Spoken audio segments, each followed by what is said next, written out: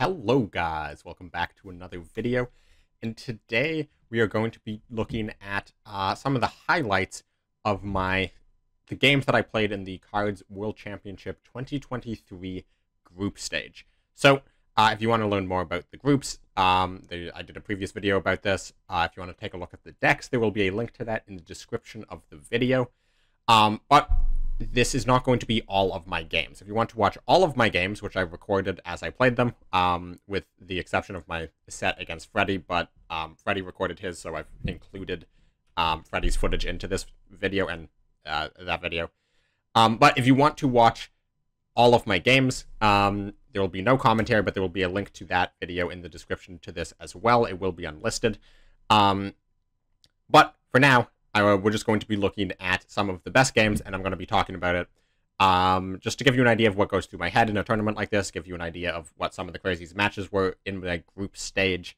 And while I'm doing this, I'm going to kind of talk about the decks that I brought, how I feel about them, and what decks I'm thinking about potentially bringing to the next stage, the top 6. So, without further ado, let's roll the intro and get into the games. All right. What a performance there by J-King. J-King, full plot armor. J-King is pushing himself into the ranks of the legend. J-King is our world champion! J-King 7! What? The back-to-back Cards World Champion! So just a couple things to note before we get into the game. These are all going to be games taken from best of 5s, where we each submit 3 decks. Play at the best of 5. This is in the group stage, so it's round robin. You have to play everybody in the group. And the top 2 from each group move on into the tournament to the top 32. The version of myself up in the top right corner is myself at the time of recording and playing these games. In the bottom left is me currently recording over top of this. So in game 1, this is game 1 of set 1. This is my first opponent of the day.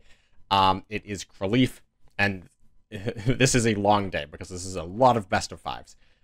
So I bring my Soviet deck. It's, just a solid deck to start with. It doesn't have any incredibly bad matchups against his decks particularly. And he brings his German US Heinz. So pretty early on into the game, I'm just going to be skipping ahead through some of these because, that we think we spend a lot of time. Not all of the turns are particularly difficult, or sometimes the difficult turns take a while. If you want to watch the entire footage without me skipping through and talking over it, link is in the description to all the footage. However, we get to this point very early into the game here, where he has 3 units in the front line. I have a Petliakov protected by 2 Bryansks, and I'm feeling pretty good about this. I have, sure, he can start dealing damage to the Bryansks. However, I have Confusion, I have the BM, which is quite good. Attacking the Colonies, Winter Warfare, these are all decent cards that we're moving. And he goes for the Blitzkrieg here. And this is where things get very important. He attacks first with the 164th, which is absolutely correct. This isn't necessarily anything wrong by my opponent, Kraleef. But he attacks with the 164th, and look at which it buffs. It buffs the Whirlwind, not the Panzer 1B. So he had a 5-3 and a 4-2, which meant if it buffed the Panzer 1B, he would have 2 5-3s. Instead, he has a 6-4 and a 4-2, which means he can kill the Bryansk with just the Whirlwind, and then kill the Petliakov with the 4-attack Panzer 1B, and then play with the 99th from his hand. So if the 164th had buffed the other one, he would have had to either not been able to kill the Bryansk if he didn't want to double attack, or he would have had to double attack, meaning the Petliakov sticks on the board and he loses the Panzer 1B. And he loses the Whirlwind, actually, because they would both be at 3 health. So this 50-50 already on turn 5 of game 1 has just, completely turned the game around. The alternative to this, because obviously if he had, another 1-cost Blitz tank, he would have moved it up and combined it with the Blitzkrieg, which means that this 99th is probably the best play in his hand. And a simple 50-50 this early on into the game has blown me out. Well, not blown me out, obviously. We still are in a very good position just based on the cards in our hand, but it basically took a game. The difference between that 50-50 is me hard winning the game and me being in a bit of an awkward position.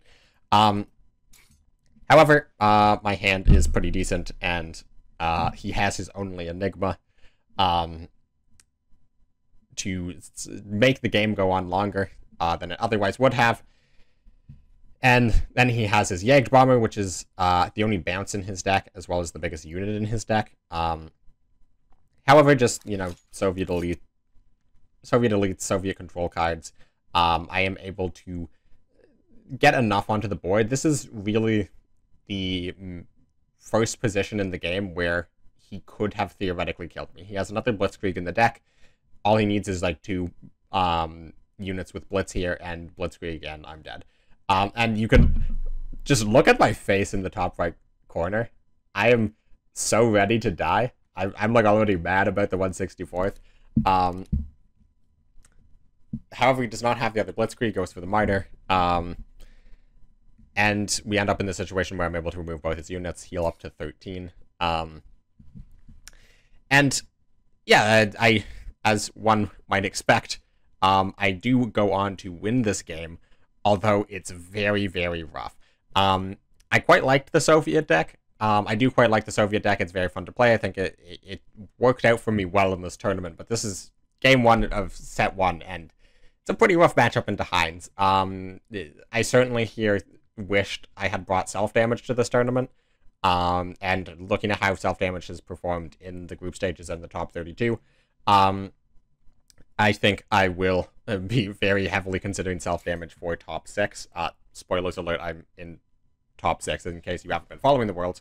And with that, Khalif resigned, and I went on to win the next 2 games much more easily. And so I beat Khalif 3-0, and I went on to my next opponent, Wild Eyes, and actually, I went down 2-0 to Wild Eyes, I believe. I forget if it was 2-0 or 2-1, but then I won game 4, brought it back to 2-2, and we go into game 5. The match to decide quite a lot. Like, this is only my second best of 5 of the series. However, you do not want to go 1-1, especially in a group with this many competitive players. I think at this point, Freddy and Corn Guy were both 3-0. Because Khalif dropped the tournament after I beat him, giving everybody else a free 3-0. So this is not quite tournament life on the line. However, you do not want to lose this. This is game 5, and it's all coming down to a Jagro mirror. And I think we'll just watch a decent amount of this game.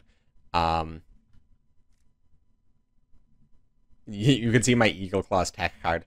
Jagro is another deck that just did not perform well for me at all. I mean, yeah, I very well might not bring Jagro to the top 6. I think there's also a really good alternative of Japan-Poland. I think Japan-Poland is quite good. And here is an interesting situation that occurs in Jagro mirrors. Now, here I decide to push up the Yokosuka. Normally, I would hold it back, because holding it back in the back line for Panther 35T. I push it forward specifically because I have the Aichi, and I'm going first. So if he does have a unit to trade, I'm perfectly fine just playing Aichi in this situation. He has no way to kill Aichi here. Whereas if I didn't have Aichi, I would have held the Yokosuka back, just so that way I have 35T on turn 2, so if the unit he plays only has 1 attack, as in Yokosuka, Bicycle Regiment, Type 93, Type 94, I would be able to trade it, get a free 1, get a free 2 for 1, and get 2 units to the front line. But, you know, instead we have the Aichi here. Wild Eyes just throws out the 22nd here, which I'm still a little confused by. I can understand the principle. I would love to know exactly what's in his hand at this situation. The principle is he is forcing me to spend 2 credits. Now, if I had a 3rd credit, I could have gotten another, like, 1 drop to the front line, and it would have made him much harder for him to do anything this turn. However, he is forcing me to spend the credits. He's going second, so he's already up on cards. So spending a card to make me not develop the board further, because if he had just passed, I would have played Dina. And that's a substantial head start on board development beyond what I already have. So playing out the 20 seconds is not the craziest thing ever. And we are going to skip forward a little bit. And here he has the Raiding Brigade. And, I mean, I can attack with Aichi, but there's no way to attack with Aichi while holding the front line. Also, I'm kind of fine with him spending a credit to trade there. So I decided I'm just going to play out the 22nd. I'm going to do 35T. Force him to spend the credits attacking with the Raiding Brigade. If he has Bombing Raid, that's his entire turn. I get another attack in. I also have Dina into a bunch of 1-drops coming up soon. I just wanted to take the front line, draw with 22nd while I can, because my hand is looking small. If Wild Eyes is able to get a very strong the grasp of the front line, my hand is looking very, very bad. And then, as we see, Wild Eyes has the Akita. He gets the 1 and 3 to kill the Aichi. However, that does mean that I keep the 22nd on board, so I'm able to just do 2nd Raiding Brigade, trade, move up. The alternative here is Dina. Hope I get a Blitz unit, either Yokosuka or Cavalry. I have 4 options in my deck.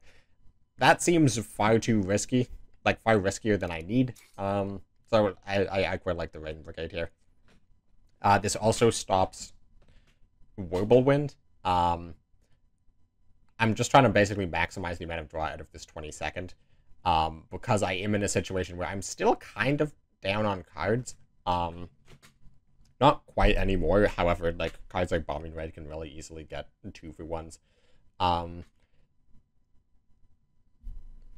And let's once again skip a little bit ahead. He plays Audacity and gets the 1 and 3 to kill the 22nd, which is quite unfortunate.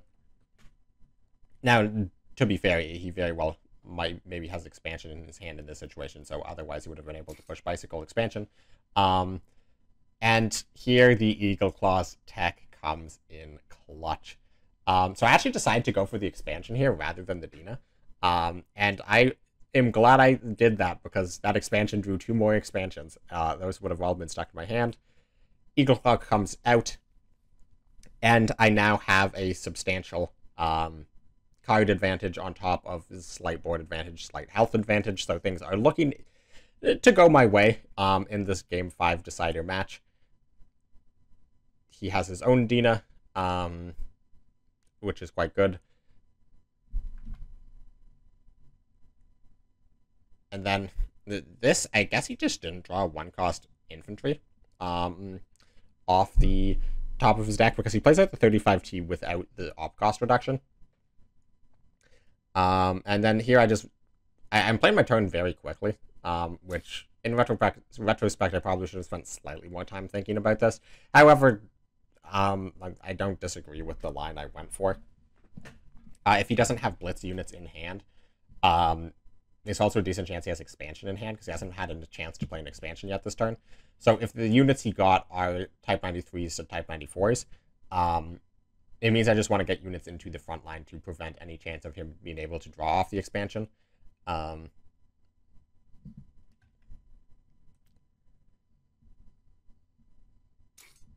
Alright, so he gets a key on the board. And the weird thing about key in the J-Row matchup is if you can play a key that's uncontested very early, you know, you just hit face for 12 and win the game. However, if you get a key later in the game, you can often just ignore it, or especially just pin it, and it gives you 2 draw, which is very, very important in the J-Row mirror. And, you know, sometimes your opponent just can't spend 2 credits to attack you in the HQ. In this case, I have pinned the key. Now, Wild Eyes does find some more Blitz units off of the off of his key draws. And then this turn is very funny. He gets down the Dragon Slayer and the Type 93. So in this situation, I'm immediately looking for how do I best set up Audacity. Because currently my Audacity is going to be dealing 4 damage. I have a Type 93 in hand to set it up to deal 5 damage. But then what is the best way to use my credits to set up this 5 damage Audacity to kill the key? Now, let's see if you realize something it took me a hilariously long time to realize.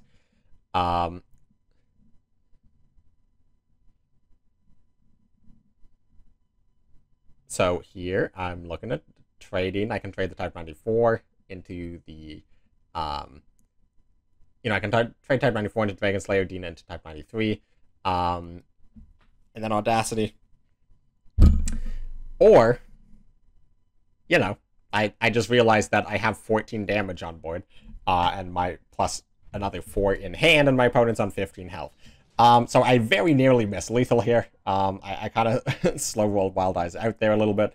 But I clutch it in Game 5 in the Jaguar Mirror, and that puts me up 2-0 in the group, and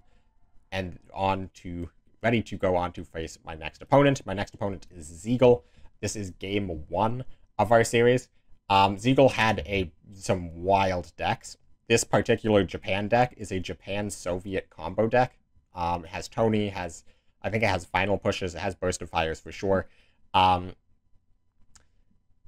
here, I actually make it's funny because I'm looking like I'm looking at its deck list. I don't know what I'm looking at, because in my head, in the mulligan, he's playing Jagro. I 100% just straight up mulligan for Jagro here. And it's around this moment that I would realize, like, oh wait, this isn't Jagro. This is the Japan Soviet. And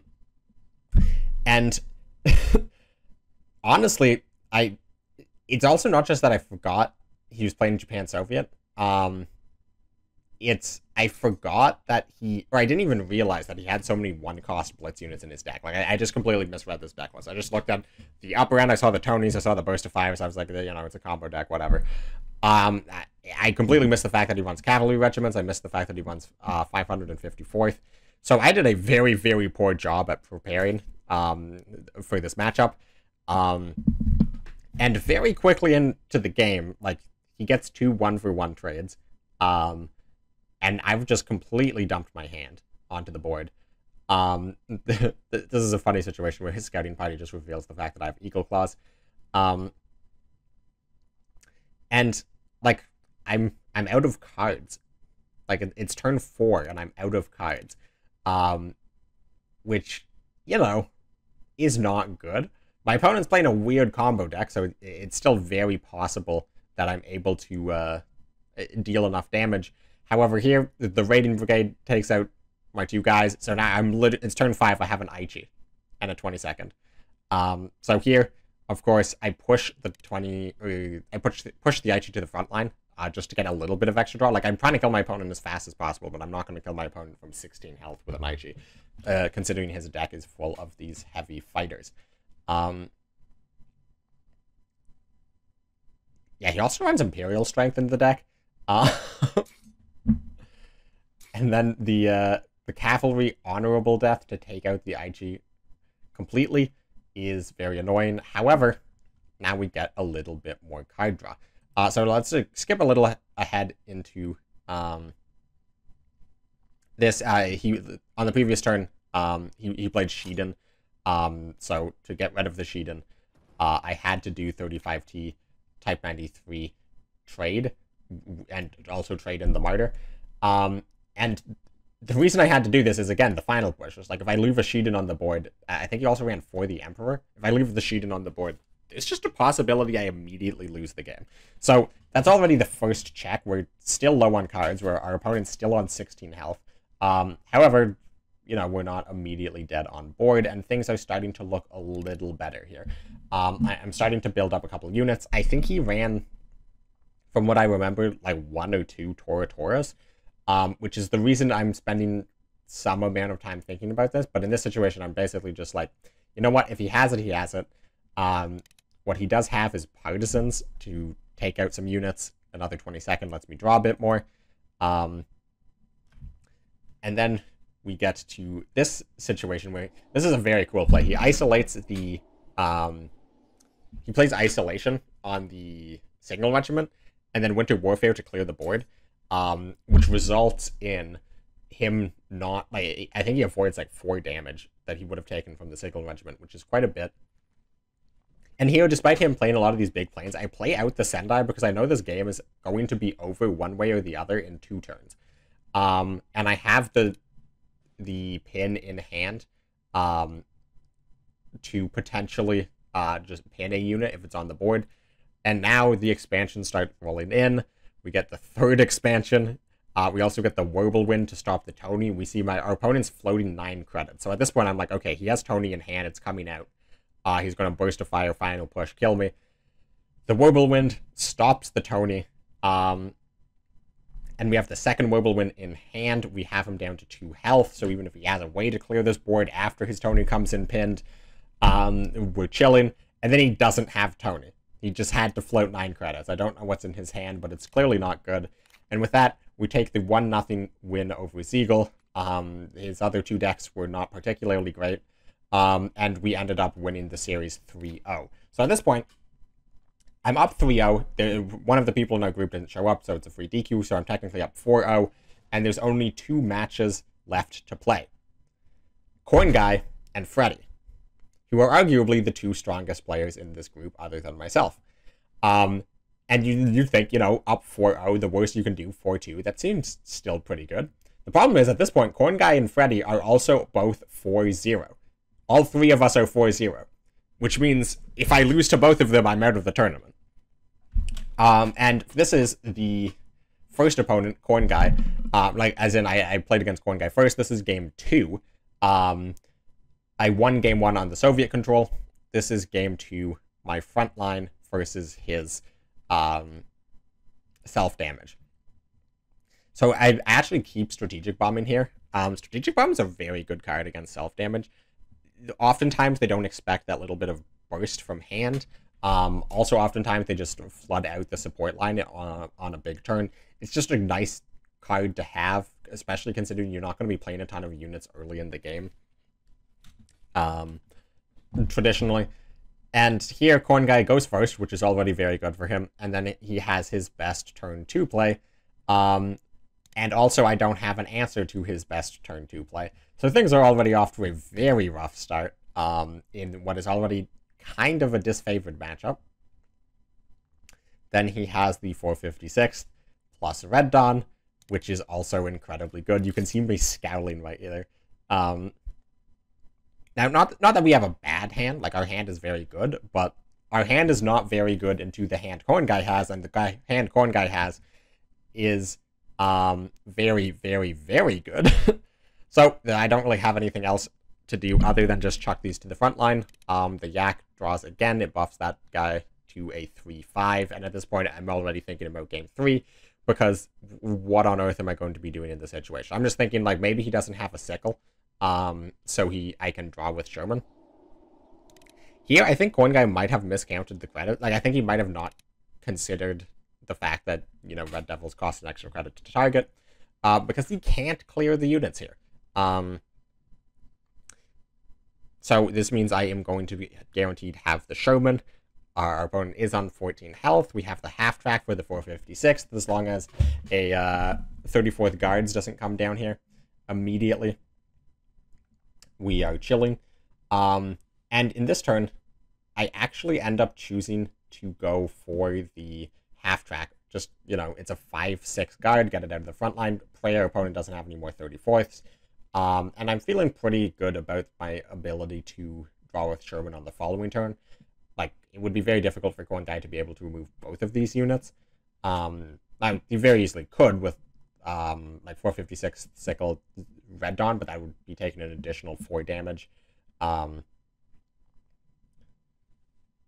So here, Zhukov into 95th. 95th is very, very good option here, because it lets him get a 3-3 to the front line, which is very, very difficult to deal with without a 5th Rangers, and of course I do not have a 5th Rangers. The Enigma, now you've probably never seen Enigma in front line before. This is another one of my tech choices for this tournament. This one, again, Frontline did not perform as well as I wanted it to as a whole. However, the Enigma worked out really, really well. And here we have the Blitzkrieg, we have a couple Blitz tanks, we have strategic bombing, and our opponent's at 10 health. So there is a route to win the game. Now, the route to win the game is going to have to go through our opponent's current hand, which is looking very, very good. So here, the strategic bombing pick works out. Of course, it is going to buff his 456th again, but it lowers him the credit slot back down to 6. And he's on 5 health, which means Whirlwind plus Blitzkrieg connects with face. I win the game. He does run, of course, 2 island defenses in the deck, so it's not like he doesn't run healing. He could always heal. He runs a couple more guards. Draws last, then draws into the recon, which, not the best card he could have gotten, but certainly not the worst. And we still don't have a 5th Rangers, which means I actually have to go for this line that I'm about to do here, which is trade out the Whirlwind and the Red Devils, and then a Greyhound to clear out the front line, because as long as he can't put me under pressure, we're fine. This gives us possibilities to just win the game next turn, like a 35T wins me the game. Not anymore because of the island defense. However, I also need to draw with the Sherman. So it's quite important I draw with the Sherman. He sickles the recon, which I don't know what's in his hand, so I can't say if that is or is not a good play. But it certainly seems like a questionable play to me in this position, because it allows me to do exactly what I did with this Greyhound. Now, of course, I do need specifically Greyhound in hand. However, Greyhound plus Sherman allowing me to get a tank to the front line and a tank to the support line, while you have an empty board, seems like a very strong position that he didn't necessarily need to do. Like even leaving the plain scouting party last turn and leaving the front line empty instead of pushing recon. Now, obviously, you're a little worried. And here, the intel hits my Blitzkrieg, which is very, very interesting. So now Corn Guy knows I have Blitzkrieg, so he knows that there is a card to be worried about. And right here, I actually have lethal until the Red Dawn comes in. I would have had lethal without the Red Dawn because of that half-track sitting in my hand. And here, a 35T, a Whirlwind, or a Greyhound all would have been lethal. A Hellcat would have been lethal. But we draw a second Sherman. And this is kind of our biggest moment, because we don't have enough credits to draw with Sherman and half-track here. So, of course, I go for the Sherman, get 2 units on the board. These are units he has to deal with. We're in a very rough position if he has stand together, but that's not something I can play around in this position. And, you know, there's a very decent chance he has stand together in a hand this big. Surprise! He does have stand together, which means he's going to get a KV to the front line. But we have 2 Hellcats in the deck. And Hellcat does one-shot the KV too. And then we're still in a fine position. I wouldn't have enough credits to kill him if he just stand together pushes KV. But, you know, I'm not going to be in an awful position. I think that's the 4th sickle by this point. And, you know, draw last again. But then there's the engineers, there's the stand together, there's the KV in the front line, and then there's another 34th guards, and another 34th guards. So this game is as good as over. I'm able to keep alive for another 2 turns, which is already kind of insane. However, it really did come down to just that one turn where if I had 1 Blitz tank in my hand, I could have won this game. And it was so close. And these are the types of margins you're dealing with in these best of 5s, because I went on to lose this game, so Corn Guy ties the series 1-1. He then, I believe, wins game 3 to go up 2-1. And then we go to game... I win game 4 to go 4-4. And we head to game 5, Frontline versus Jaguar. And you know how I previously mentioned I'm not a fan of how Frontline felt in this tournament? This game is going to be a pretty big reason why. So I keep the 35T, not because I have any the grand visions of this 35T being played on turn 2, but more just it's a very good card to have in your hand in this matchup for taking out Martyrs, Aichis, Type 93s, even sometimes a 22nd Infantry, or just getting a 2-for-1 on like turn 3. And here we're starting second, which is not the end of the world. This is a matchup where if you start first, you know, you can play the turn 1 164th, and that's really good. However, it's also a matchup where you're going to be trading down a lot of units, so you're kind of happy if going second, because you start with more units, and with the 164th, you're slightly more reactive than previously. And here is a very awkward situation where Corn Guy plays this excellently. He plays Yokosuka, keeps it in the support line on turn 1, and that allows him to do 35T on turn 2. And importantly, he goes face because unlike Jagro, Frontline does not have any easy ways to buff the attack of its units. If I had a Type 93 in my deck, for example, I'd be able to play that and then kill the 22nd, and I've gotten a free 2-for-1. However, US does not have Type 93. So instead, I just play out 2 more units, including the 164th, and I don't attack with it because it could be useful in the future if it sort of makes it awkward for him to push up a 1 health unit in the future. And because he does do that now, it means he kind of has to trade. Otherwise, I just get a very strong position. But on the other hand, if he really actually should just go face because of the signal regiment. He's very low on cards. And if he hits the 164th, then I'm going to just... It makes trading out slightly easier. He also had the possibility of double hitting a Greyhound, but that makes things much easier for me to clear. And here I have the 35T I kept comes in very clutch because it allows me to fully clear the front line. So I've fully cleared the front line. I don't have the front line because unlike his units, my units have operation cost because I'm not cheating. So I've cleared the front line, but I'm down to 11 health. He's low on cards. I do not have a half-track in this situation, so the only reasonable thing for me to do is take out the key. I cannot afford to take 6 damage in this situation. I also don't want him to draw cards in this situation. And here he plays out 2 more cards from his hand, the Akita Regiment and the Type 93. And I have a couple different options on this turn. So I have 5 credits here. I can trade the Greyhound into the Akita, push Red Devils 99th to get a 3-5 Red Devils in the front line. That seems pretty good. I can play the Red Devils first, attack into the Greyhound, attack Greyhound into the Akita. Then there's a 50% chance that it hits the Red Devils, and if it does hit the Red Devils, then I get a 3-3 Red Devils in the front line at the expense of +2 health. Or I can play the 5th Rangers, attack in with the Greyhound, Akita 50-50 to get a 4-4 or a 4-2 5th Rangers to the front line. Or I can do 5th Rangers, attack into the Akita, 1 and 3, that it hits the 5th Rangers to kill it, 1 and 3 that it hits the Greyhound to make it a 1-1, and 1 and 3 that it hits face. So what I go for on this turn, after some amount of thought, is I decide on the 5th Rangers. Now, the idea behind the 5th Rangers, and I do 5th Rangers attack, is I do not want to take 3 to the face here. And I consider this line, but I do end up attacking with the 5th Rangers. I do not want to take 3 in the face here, because in this situation against Jagro, I'm going to win the majority of the time unless he is able to burn me down.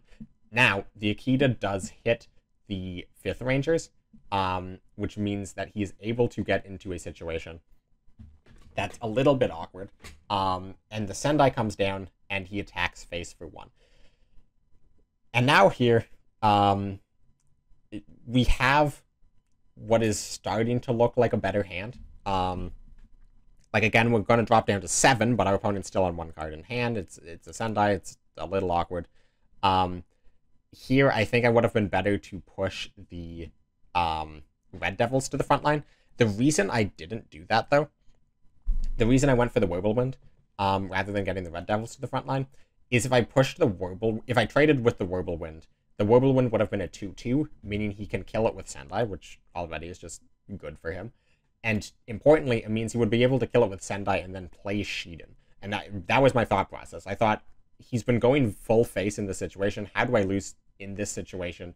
It's primarily to Shiden, which means I want a Whirlwind, I want a healthy Whirlwind, and I don't want him to be able to just play out the tempo Shiden because I don't have a response to that whatsoever. And I'm just thinking that, you know, in this situation, there's a couple of good cards you could draw, but I'm feeling pretty fine. And then he has the Type 93, the Type 94, Surprise Attack Pin. And here, you know, he doesn't have that impressive of a board, but if you look at my hand, none of these units have Blitz. The Enigma doesn't do anything. So there's literally nothing I can do other than just play out the Sherman and the Martyr, and take another 3 damage, which will drop us down to 4 health. And if I don't find a way to kill the signal, I'm just going to die in the next couple turns, but it's going to be pretty close. We are down a Blitzkrieg. I actually decide to keep the Sherman in hand. One, it's just a little clunky to operate a 2-cost thing, and 2, I thought I do need the Sherman for 2 cards to find the Blitzkrieg, find the Hellcats, and Corn Guy top decks the Naval Supply run for lethal. You can see my reaction there. And that means I lose to Corn Guy. Corn Guy takes the group 7-0. He ends up beating Freddy as well. So now I play my last set of the day. It is against Freddy.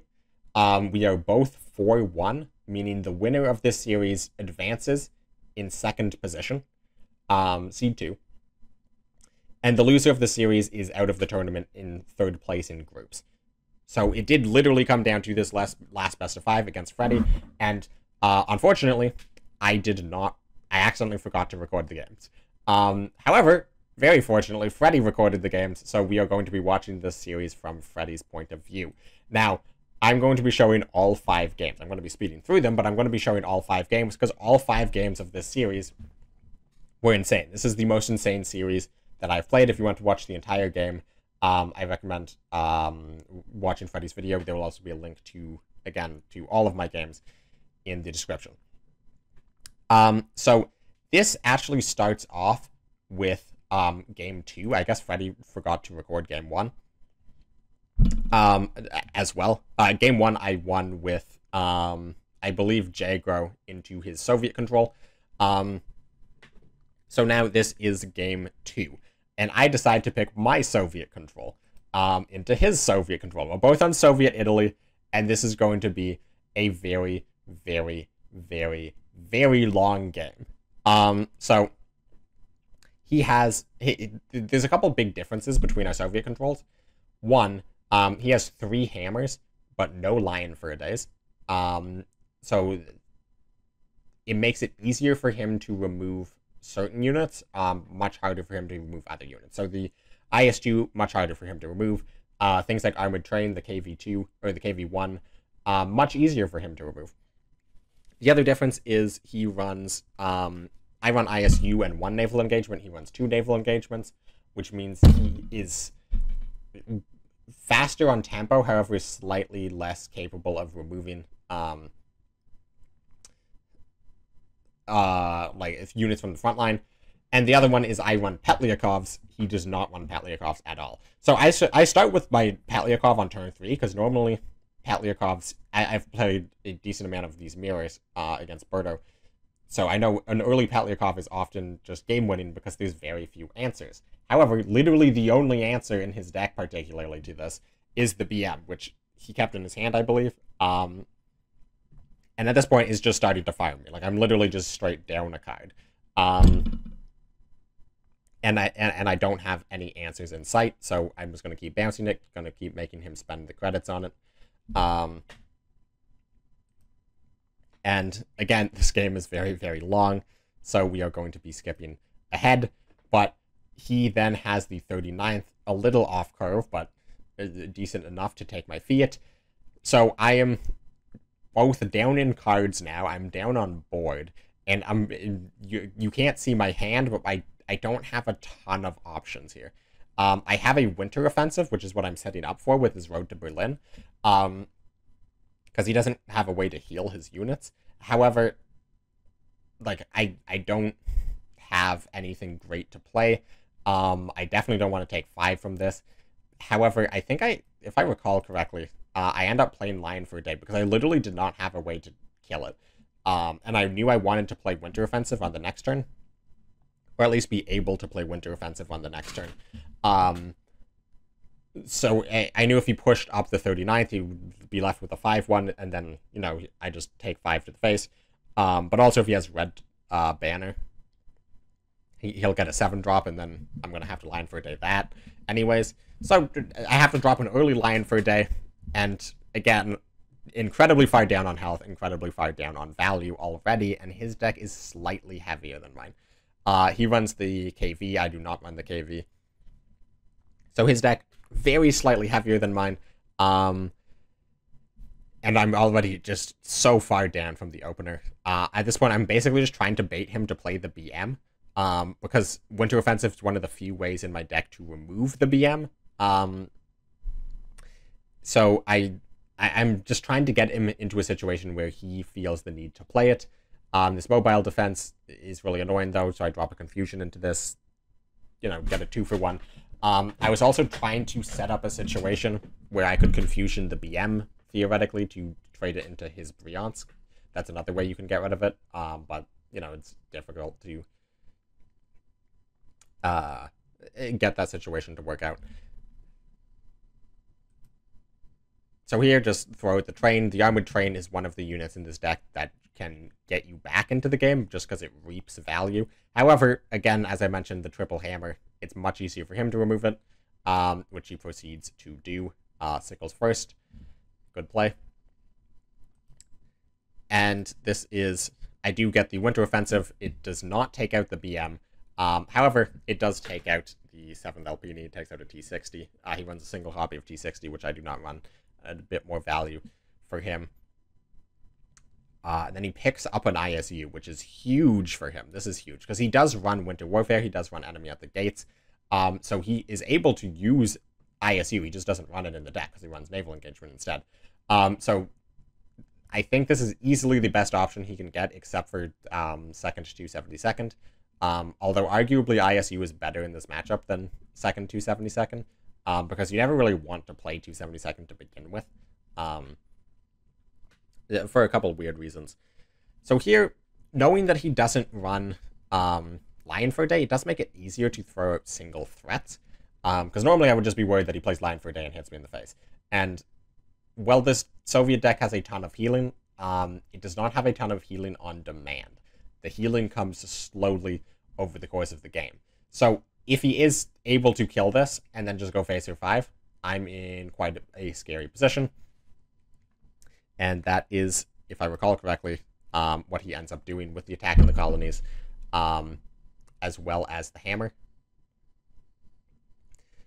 And here, I think it would have been better for him to just play out the BM instead of the attack in the colonies to finish it off. I think he it didn't quite think through. I think he might have thought that he could do attack in the colonies, or enemy at the gates, maybe. But here, I'm slowly starting to come back on hand size. However, again, look at the health difference. I'm 18 health down. I have to drop a second Lion for a day, and I haven't seen a 272nd. So this is not a great position to be in. However, I do have the second 7th Alpini. He's not able to remove it. He is able to start dealing chip damage with it with the BM. And here I can finally get rid of this BM, which has been harassing me since turn 4. But it does require doing Sickle, Winter Offensive. Winter Offensive is, not Winter Offensive, Winter Warfare. I run 2 in the deck, and it's very, very useful for ISU. So and playing Sickles just drops you into fatigue. So I don't really want to do either of these two things, but that's just how important getting rid of this BM is. And here I push the 7th Alpini just because there is not... Having it sit in the support line is just a good way to have it die to naval engagement. So I'm going to push it, try to get a bit more damage, try to be able to attack with it, try to be able to actually get some healing with it, because again, if you look at the health, I'm now down to 9 health. I took 2 damage on my own turn. So I am in desperate need of some healing. And here, he makes a Freddy makes a pretty substantial mistake, which is, if you look at the order that he does this in, if he attacks first, then, like, the idea behind this is it lets him heal 2. So otherwise he would either have to damage his engineers, making it a 2-2, or he would have to trade out first. However, he gives me 2 additional healing. And in this situation, me having 2 additional healing is much more important than him having 2 additional healing. And then, of course, he plays the 5-year plan, which does mill him a card, and it heals me 3 because of the Road to Berlin that I played. However, you know, I think he can afford to mill a card at this point with his hand looking quite strong. Winter Offensive's... It's one of the more expensive cards in his deck. I definitely wouldn't say it's one of the better cards in his deck, particularly because he is the one trying to pressure me out of the game in this situation. But here we see I've already like gotten 9 healing, and things are starting to look up. I play a Naval Brigade. I got 1 off of Heroes of the Soviet Union, so I still have 1 in the deck. However, I do not have my 5-year plan. So I'm starting to run out of cards. And looking at Freddy's hand is huge. He still has a couple big threats like this KV. Of course, he has 2 support, or he has the naval engagement to clear the support line once. He also has the ISU to clear it. Again, he has 2 72nd red banner. At any point, he can just, you know, make 2 Stalins. Things are looking very, very bad. Here he does what's actually a very interesting play to me.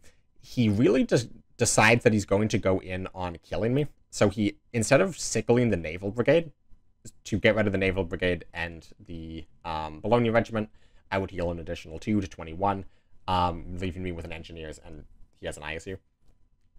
Instead, he sickles the Engineers, so he's trying to limit my healing. I'm down 2 7th Alpinis, I'm down a Fiat, I have Road to Berlin, but not really any ways to trigger it, and I'm now down Engineers as well. And this turn, if I recall correctly, I remember this turn being very, very awkward. Yeah, I play with the Briansk Regiment to make room for the 5-year plan. And what do I get off? I got a Fiat. So I avoid the mill. However, I just kind of toss up the Naval Brigade to be sacrificed to the ISU. The Heavy Armor 2 is absolutely disgusting. And also, I send the Fiat directly into the crosshairs of his 52k. So I'm not going to get any additional healing out of that. So my health now remains at 14 because I take the 5 from the 5-year plan. And just skipping forward a bit, we have attack in the colonies, take out the ISU, and then I have my own BM to take out the 52k. And here just, I forget actually, Freddy might go for his first naval engagement, because he has 2 naval engagements in the deck. He does not have a way to remove BM in hand. Alternatively, he can just play KV and attack the Briansk Regiment. That's kind of fine, although that could potentially give me naval engagement value. So this is actually just a very, very difficult matchup to play, and if you take a look at the cards, I have managed to bring this down to only 1 card difference in value. So if you look at the combined number of cards in our hand and deck, and then we have equal number of units on board, I'm only down 1 card in value, I'm down 1 card in fatigue, and I'm still down like almost 20 health. I'm still down 18 health. It's going to be 20 by the time he attacks with his Fiat. So it's getting close. However, like, for all intents and purposes, I'm still like kind of losing. Like it's not looking great. I'm not going to under threat of immediately dying by any means. However, if the game is going to continue on like this, one of us is going to take fatigue first, and the one who's going to take fatigue first is also the one who has 20 less health than the opponent. And also, Freddy, by this point, he has a naval brigade and 2 naval engagements. So he has like all his removal. He has a partisans in the deck still. So I decide I'm just going to take it really slow. And I'm going to try to win on value. All I need, even if I'm down on fatigue, all I need is 1 unit to survive, more than my opponent. I just need 1 unit on the board at the end of the game when we're all on fatigue, and that 1 unit will heal me 3 every turn from the road to Berlin, and, you know, just deal damage as almost like an extra fatigue for attacking each turn. So that's all I need, is just a single unit is what it takes to win this game. And Freddy drops the first naval engagement. This is a tempo play. I think that playing naval engagement in this turn, it's very difficult to say. In the short term, it's absolutely the correct play. It gives a massive tempo gain. It lets him attack face, it lets him heal more. It takes out a Bryansk, which is annoying, and a BM, which is just absolutely difficult to deal with. However, it's not a high value thing. He could have tried to wait, see if I would put more units into the support line. He can just attack the Bryansk twice, heal twice with the Fiat. Here, I'm not entirely sure I agree with him attacking the Bryansk, because I'm not sure I entirely agree with him just allowing me to trade the Bryansk into the Fiat, and I 39th and take his engineers. So remember that he sickled to remove my engineers instead of my naval brigade. I now 39th to take the engineers rather than the Fiat that would, you know, be able to attack face, heal 2 immediately, it's the body. So we're both really valuing engineers here because we both know how important it is, because it's otherwise very difficult to remove. And here, this is my last 7th Alpini, so I'm almost out of healing in my deck. And this is really starting to come up to the point why I like ISU. The ISU in the Winter Warfare allows you to remove these weird boards where units are in different positions. And here, Freddy's game plan of burn me out of the game. Again, he's up now 26 health, 28 when he attacks with the Fiat. But he doesn't have a way... even though he's up 28 health, I'm still basically at full health. And here I don't know if he just ran out of time. This turn always struck me as bizarre. He attacks into the Alpini, but he doesn't hammer it, and he doesn't naval brigade it. I really am not sure what was going through his mind at this point. However, I go for the tempo play, drop the naval brigade, lets me hit face to heal 7. 4 from the Alpini, 3 from the road to Berlin. And I know my opponent doesn't run ISU, so this 5-5 in the front line, plus 4-5, is not going to be able to just be taken out all at once by a single card. He is able to take it out with the hammer and the naval brigade. That means he no longer has... He's out of hammers, he's out of naval brigades. The hero's got ISU, and he's played that already. I now know my opponent... all the removal left in his deck is essentially 1 naval engagement and 1 Partisan's Red Banner. Which is, you know, very, very good for a control matchup, but... the one downside, though, is I have to play another Sickle, so I'm now actually 2 cards behind on fatigue. And I'm still kind of down on health. I've managed to bring it to, from, what was it, a 28 health difference to a 10 health difference. And here, I get down the second Petlyakov, which, at this point, I don't even think he has any good deployment effects left in the deck. Normally, it's a very crucial card to stop ISU Winter Warfare, but, again, he doesn't have that. And now there's just this weird standoff of the ambush naval brigades. And here, when we're both so low on cards, now you should have a good, clear idea of what each opponent has left, and you should start to be pairing your removal with what cards they have left, and pairing what cards you have left with their removal. So you play out your units in the correct order to try to induce your opponent to play removal, and then run inefficiently so that they run out of removal while you still have threats. And you want to use your removal as efficiently as possible so you don't run out of removal while they still have threats.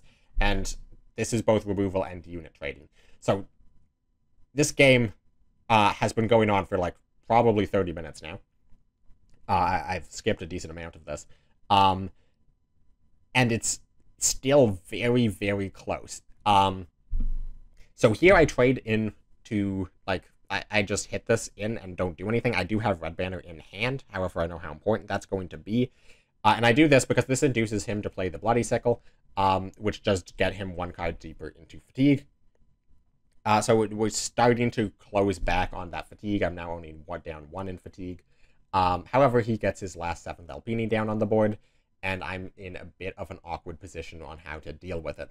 And this turn is going to be very, very, very awkward for me, because my own Petliakov is starting to block me. I'm not really able to do much because of my Petliakov. If I recall correctly, I have ISU in hand.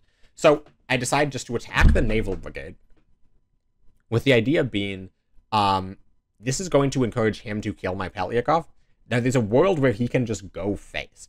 There's straight up a world where he never kills this Petliakov, because he knows if he never kills the Petliakov, I can never play ISU. And if I can never play ISU, well, then I'm not really able to deal with these units outside of Partisans, and if I play Partisans, it means he can immediately play 272nd. Now, the reason I made a very, very big mistake here is I attack with the Petliakov, and then I realize I'm at 9 cards in hand, and none of these cards I can play. I don't have any, like, random 2-drop I can chuck onto the board because I don't care about it. All of my cards are very crucial to be in my hand. Even the hammer is very good. I kind of want the hammer in hand, and now that I've attacked the Naval Brigade, I don't want to hammer the 4-2. However, I also can't take out the 7th Alpini. So I hammer the 4-1, and this isn't even necessarily a mistake. This could still be, like, the best thing that I did on this turn, but it's a mistake insofar as, like, I did not, when I attacked with the Petliakov, I did not realize I was going to have to play the hammer that turn. However, he is still in a position where, if he kills the Petliakov, I can ISU, and if he doesn't kill the Petliakov, well, then it means that, it means that my Petliakov is just going to be able to take out the 7th Alpini before it does anything, and then it's going to be able to take out the Naval Brigade on the following turn. So what it actually does is it induces Freddy into playing the last naval engagement to take out the Petliakov, take out the Naval Brigade, or not the Naval Brigade, the Engineers, and it also heals his 7th Alpini from a 4-1 back to a 4-7. So it basically negates the fact that I played a hammer on this, and now the question is, how do I remove these units? And, well, the answer is Winter Warfare ISU. However, again, remember how I mentioned we need to be pairing certain removal up with certain units? I don't really want to play Winter Warfare ISU here, because I still know my opponent has a KV in deck, and I know my opponent has a 272nd in deck. So here, I know my opponent's fully out of board clears. I saw the Winter Offensive get milled. This would have been a very good turn for him to have Winter Offensive. I know the naval engagements are gone, so it means I can just toss out these units onto the board. And here we see how some of my cards, despite being less in value, they're kind of just more flexible. Like, they're better in the mirror here. So Freddy's basically just trying to get me to play my naval engagement, because I still have my 1 copy of naval engagement. He's just trying to get me to play it, because if he plays it, or if I play it, he can immediately do 272nd plus Red Banner to create 2 Joseph Stalins, and I've played both my Lion for Days, I've played the ICU, I've played both the Naval Brigades, so I would have no response to Joseph Stalins. The only thing stopping him from playing 272nd Red Banner is me immediately playing naval engagement and killing them both. And the thing that's stopping him from playing 272nd Pass is I have Partisan's Red Banner in my hand, and I also have my 272nd in my hand, and the only thing stopping me from playing my 272nd is I know the fact that he has Partisan's Red Banner. So I'm trying to set up this situation, and here I'm very proud of how I played here. I have Confusion in hand. However, his Bryansk regiment wouldn't die to the KV, so the Confusion wouldn't actually do anything here. And I still have the Partisan's Red Banner. So again, I can just take this KV, I can attack it into the Bryansk, and then I can turn it into an 8-drop, and maybe it's a 272nd. However, if I do that, I immediately lose the game. I immediately lose the game because he just makes a Joseph Stalin in the front line, and I can't remove that. And even if I could remove that, he just then plays a 272nd in the support line, and I'm out of Partisans, so I also can't remove that. So I cannot play Partisans in this situation. And I can't remove this KV in this situation because I'm out of Winter Warfares, I'm out of Bloody Sickles. So what I end up doing is I hit the Bryansk, and he played the Bryansk because he didn't want my Fiat hitting face, because it would trigger Road to Berlin. However, he has a 5 attack KV on board. He didn't need to play the Bryansk, and by playing the Bryansk, it allows me to do this Confusion play with the second Confusion, attack it into the KV, attack the Fiat into the KV, to heal an additional 3. And if you look at the health, like, he draws into 2 fatigue, so he has a 20 health difference, and then I draw into 4 fatigue. However, again, remembering the use of removal, I know he doesn't have any naval engagements, I know he doesn't have any ISUs, I know he doesn't have any Lion for days, which means he cannot respond to me playing 272nd Red Banner. I know he has Partisans, and he can take one of these and hit face. He can hit me down to 11, and then I'll draw into 5 fatigue, go down to 6. However, the Partisan will keep the 272nd on board, and then I immediately hit him in the face for 16. I heal 3, and then I hit him in the face for 16 again, and he dies. And if he ever plays 272nd, I just Partisan the 272nd to ignore the guard. So at this point, there is really nothing he can do. I also, by playing the enemy at the gates, the other thing I was considering is if I go for this line, he can do Partisans and trade enemy at the gates to take out the use of Stalins.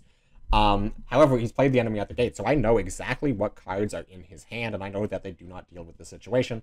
So despite the fact that I just drew into 5 of fatigue, look at what my opponent has. They have Partisans, they have Red Banner, and they have 272nd. Are these not, like, the 3 best cards in the deck in the Soviet control mirror? But look at the situation. Despite being up on health, up on fatigue, and having the 3 best control cards in your hand, there's nothing he can do, because he just simply can't remove these Joseph Stalins. And he can just replay the 272nd, but then, well, we'll see what I do, because I still have my naval engagement. The last card in my hand is 5-year plan and naval engagement. The last card in his hand is 5-year plan and Partisans, and he knows it, he recognizes it. I just do naval engagement, hit face for another 16, and despite drawing into 6 fatigue, I still win this game and take a 2-0 lead in this series. This game went on forever, and it was so close. It really just came down to, like, just the slight proper use of removal, the proper timing of playing units, the proper trades here or there. And yeah, and think about all of those times throughout the game that I was so far down on health, so far down on cards in hand, so far down on value, and I end up winning. That just goes to show how much thought goes into the control mirror. So now, so I suppose I won with Frontline in game 1. So now I just have Jagro. So I just have Jagro, and I'm up 2-0. So, you know, I'm in a great position. If you need to win a best-of-5 set, what position would you want to be in other than, more so than up 2-0 with just Jagro to win? I have 3 attempts to win with Jagro. So let's see attempt 1. Well, attempt 1 is first. Let's check if he has Sickle, because he only runs 3 Sickles in the deck and no Winter Warfare. He runs Enemy at the Gates. So, okay, check 1. Well, he has his Bloody Sickle, but, you know, that's fine. So let's play out the Whirlwind, and, well, he has Bryansk. Okay, well, you know, Bryansk is pretty good. If you're looking at the curve of his hand, you'll notice something. Every single one of these cards is very good into Jagro. So I play at the 272nd, start to get the card draw going, and, well, what do you know? There's the second of 3 Bloody Sickles. Well, that's deeply unfortunate. And then Mobile Defense makes it very difficult for me to play any other units. And, well, let's just skip forward a little bit. Here, I decide to just, like, flood the front line. I have Expansion in my hand at this point, but no Blitz Japanese units, which is why I'm going for this line. I even drop a Surprise Attack, just to try to guarantee control the front line. Now, obviously, it's not a guarantee. He can sack Bryansk. The more intelligent play here would be push Bryansk. And there is the third Sickle, plus the Engineers, and then he gets Bryansk to the front line. So yeah, this game is essentially over. It's turn 5 and the game's over, but just, like, not anything against Freddy. Freddy's playing this perfectly fine, but just, like, this is as well as he could possibly draw his deck against Jaggro. And I have drawn a particularly mediocre hand. So Hammer to take out Signal Regiment, so Signal Regiment literally doesn't deal damage. And then very good play here by Freddy. He actually trades into the Type 94 to stop expansion. So despite it being the lesser statted unit, this does stop expansion, and my hand right now is expansion. And that's a Wirbelwind top deck, which is not bad, but it's not a Japanese unit, so I can't be drawn with expansion. And then here, Freddy just, like, look at his hand, dude. Attacking the colonies, second mobile defense. What am I supposed to do here? Like, the best option is, like, Martyr, and I get to trade, but then he has BM in hand to kill Martyr without giving me any additional draws. So let's just skip forward. I find an Aichi, but nothing else to play. And the Aichi actually sticks. I managed to stick a unit to the board for like the first time in several turns. But he has a second Bryansk.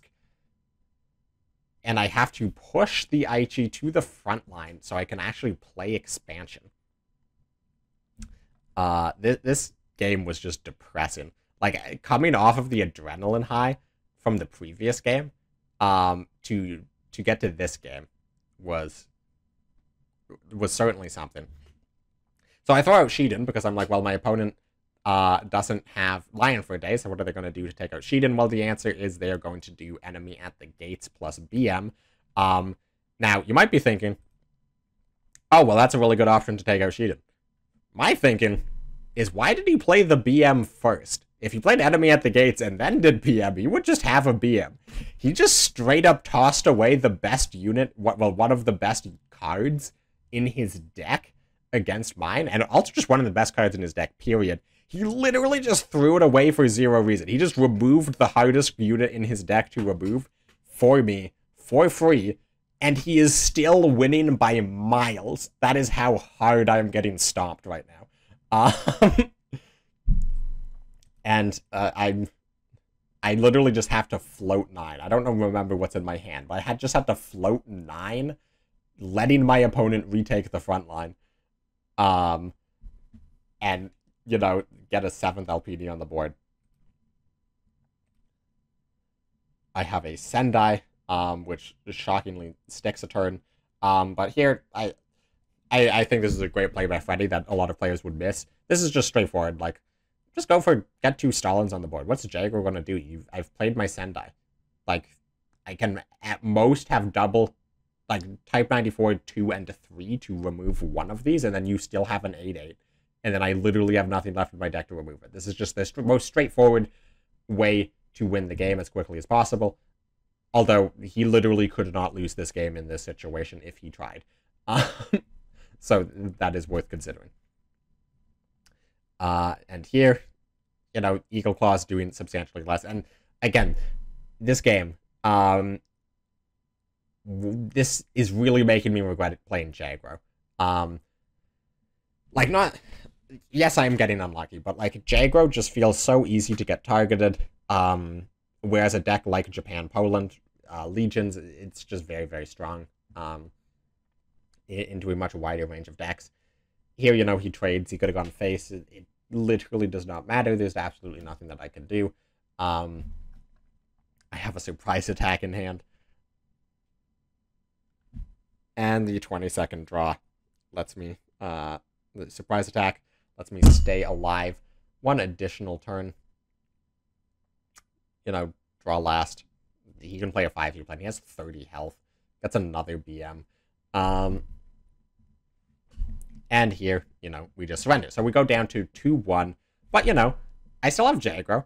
And now I have 2 attempts to win with Jaggro. What could go wrong? Well, let's get into game 4. And now we have Freddy on his Japan deck. And this is Japan, Poland, Legions. This is kind of what I was talking about, where I kind of wish I had his deck, which is why I might bring Japan Legions to top 6. And just immediately looking at his hand, holy cow, this hand is good. Like, this hand is everything that he wants. And sorry, I was mistaken before. I said against Zeagle that I forgot that he was playing. I thought he was playing Jaguar. That's not true. I remembered he was playing his weird deck. I didn't realize that he had the 0-4s or the 554th in the deck. Sorry. It was against Freddy that I forgot he was playing Jaguar. So that's why I played turn 1 Signal Regiment. Is I was thinking, well, he runs no healing in the deck. I'm gonna trade out with whatever Blitz unit he pushes. And then he played Recon, and I was like, oh wait, this is not Jaguar. And you know, this is the last game of the day. I've been playing for like 5 hours, 4 hours. And here, you know, for glory in the opening hand to take out the Signal Regiment, audacity. Look at his hand, Tora, Raiding Brigade. Like, this is just like everything that could go right has gone right. The 56th Recon top deck, in case the Tora wasn't enough. And we don't need to... You get the idea of what is happening in this game. I lose. And it's very similar to the previous game, where, like, just every single card that is good into Jaguar is in the top, like, 10 cards of his deck, and I have, like, a mediocre hand that doesn't draw cards. So, just skipping forward into this game. Like, look at this situation. Makes me want to put Enigma back in the deck. So, I lost. And now it is game 5. And now, suddenly, I am no longer in a situation where, it's, oh, I have 3 wins on Jaguar. I'm up 2-0 in the set. All of a sudden, I need to win Jaguar against Frontline, or I am out of Worlds. This literally, if I lose this game, I am out of Worlds. And I'm assuming Freddy keeps Pathfinder. Okay. Got very concerned on the mulligan here. So now, in the dreaded Frontline versus Jaguar matchup, I am going second. This is not going well. Now, Freddy does not have the greatest hand ever. I mean, he has a 1-drop on turn 1, and he has Pathfinders in hand for turn 3. Like, this is not a bad hand, by any imagination. But, you know, it's not like he doesn't have Red Devils in the front line. This is me passing on 1, not because I, like, don't want Greyhound to trade with a unit. This is me passing on 1 because I literally don't have anything to play. You know, as Jaguar, as one does.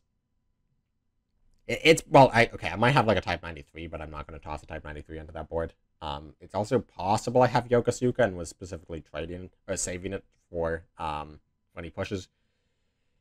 And here I play 35G, no op cost, and he plays red, or not red, Pathfinders.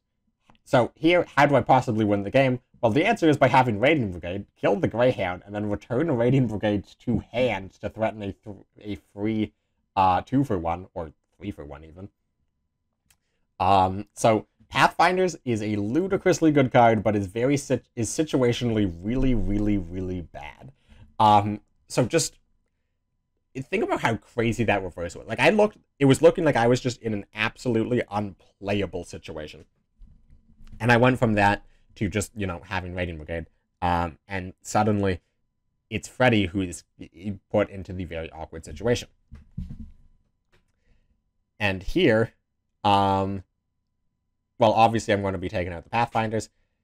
However, he has Martyr in the support line, so that's a little awkward. I need to find a way to take out the Martyr.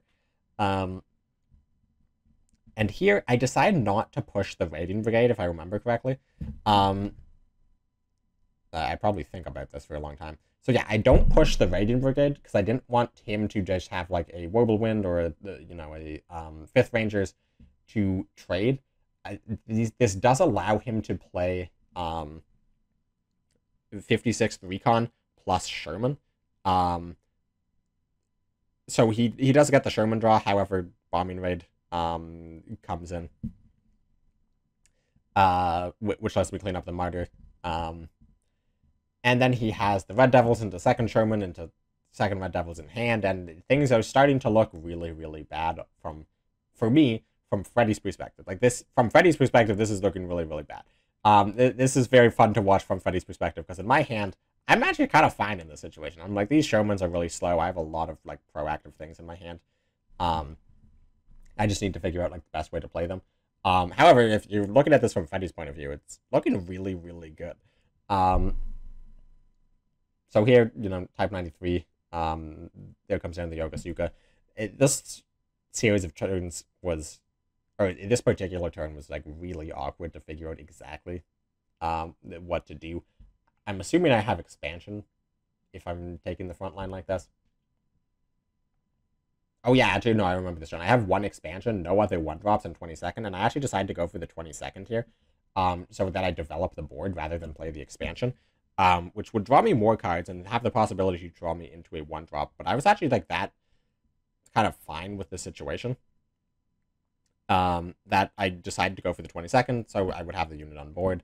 And again, if you're looking at this from Freddy's perspective, you now have the Blitzkrieg, you have the Hellcat, you have the second Red Devils in the front line. Things are looking so good for you. However, the reason I have been playing really awkward turns is not because my hand is an absolute, like, pile of garbage. Jaguar's just simply never going to have a, like, 7-card, 8-card hand that can't do anything. So I clear out the front line again, I draw with 22nd again.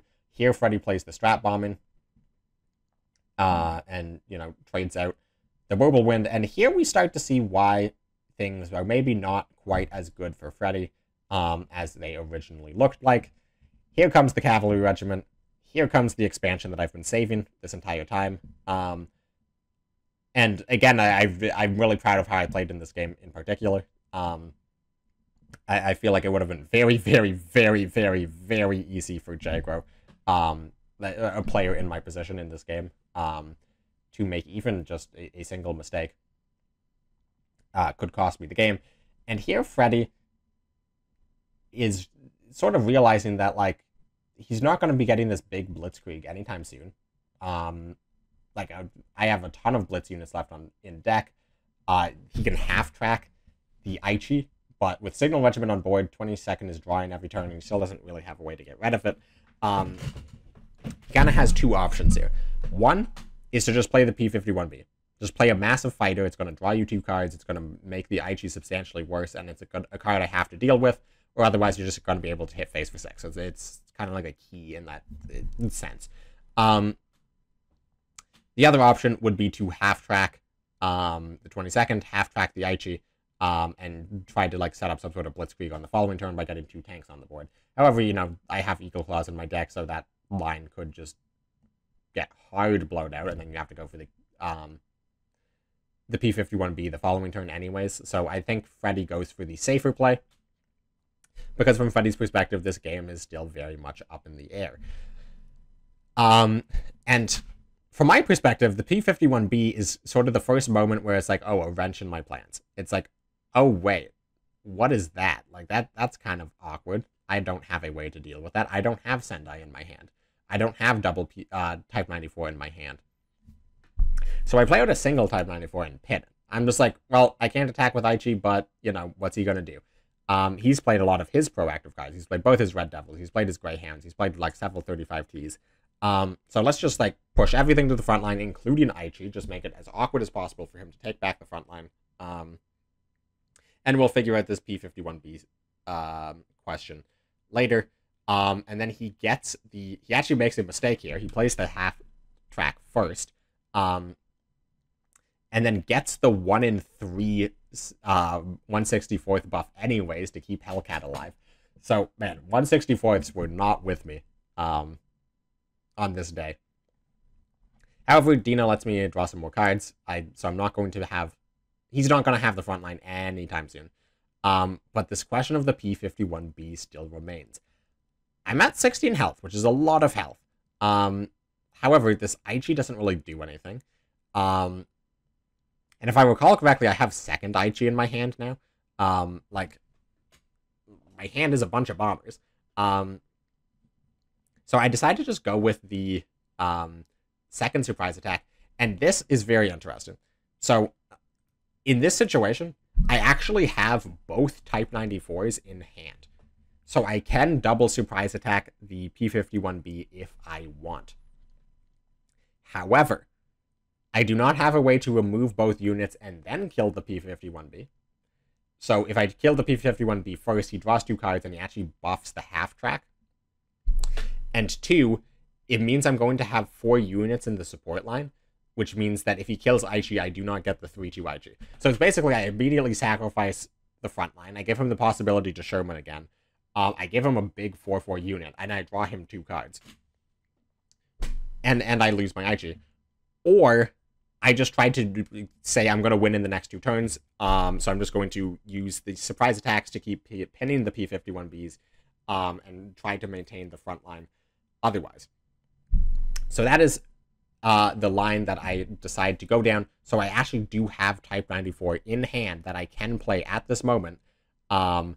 However, I just choose not to, and looking back on it, probably the right call. Now here, he is able to get the front line, and not just get the front line. He's able to get the front line pretty convincingly. He has gets out the rest of his hand. He has Blitzkrieg in hand, so if any unit survives, he's going to be getting buffed by Blitzkrieg. And he still has the P51B sitting in the back, ready to just deal an additional 6 damage every single turn, and it still blocks my Aichi, although the Aichi can now attack the units in the front line, obviously. So here, Freddy buffs the 5th Rangers, which he could have buffed the P51B. I guess the idea is he wants to try to support, like, keep the front line. I mean, he's buffing a unit that can get attacked by Aichi. However, if I don't have a ton of Blitz units, this situation can get really awkward really fast. And as we are about to see, with the lineup, with the line I kind of have to go for. I have, it's so awkward here. Like I'm actually very close to lethal in this situation because I have Shiden in hand. So I'm also trying to think of, like, how do I not die this turn? Like, I don't want to die to Blitzkrieg. However, I also want to like set up Shiden lethal. So I was considering, like, attacking face here. Do I attack the one in the front line? Do I attack the one in the support line? So I decide, okay, I have to play naval engagement, which means I have to risk a 1-4 discarding of Shiden. And my idea was, well, surely he's going to trade out one of these units or something. However, this puts me in the situation, I luckily do not discard Shiden, but he drop decks Hellcat, which means he puts me to 4 health. And this P51B is now starting to be a real issue because I'm now out of surprise attacks. I have pinned it 3 consecutive turns in a row, but with the Hellcat top deck, he's able to put me down into range where this P51B suddenly is causing a massive, massive issue. And here I can trade off the first unit to drop him to 9. However, Shiden here only puts him to 1 health. And here I'm just trying to think if there's any combinations of lethal, like Dina can attack face. Like if I attack face with Dina, it drops him to 6, and then I can trade in the Aichi, it drops him to 5, and then I can do Shiden and attack face. However, that's still at 1 health. I also have a Type 93, but then I would have to attack Dina into the Hellcat, play Type 93, he drops to 8, Type 93 Shiden, but Shiden can only attack once, which means he still only goes down to, it's not enough. But I have the Sendai in hand. If I actually recall correctly, I might have top decked the Sendai that turn. Which means I'm able to get rid of the P51B, get up the Signal Regiment to the front line, and get the Shiden for the last 8 damage. So dodging 2 very crucial cards. I mean, if it discarded Shiden, I probably still would have won the game. But dodging 2 very crucial cards on the discard of the Naval Supply Run to win in Game 5, to stay alive in the tournament, beat out Freddy, qualify in the Seed 2 position, and make it to the top 32. So this literally came down to the wire. This was the last set, and that's how the last game in the last set ended. Again, that's Game 5. So this was my top 32 games, or sorry, my top 128 games, my group stage games. Again, if you want to see any of the decks I played, any of the decks my opponents played, or any of the decks anyone else in the tournament played, link in the description if you want to see all of the games across all of those sets. without this commentary. Link is in the description. And expect my top 32 video shortly. It's probably not going to be as long as this one because I played substantially less games. But with that all being said, thank you very much for watching. Please tune in to the top 6 live stream on the official Cards Twitch channel this Sunday to watch me play for the chance to return to Iceland and try to defend my title for the 3rd time. And subscribe if you haven't already. I will catch you in the next one.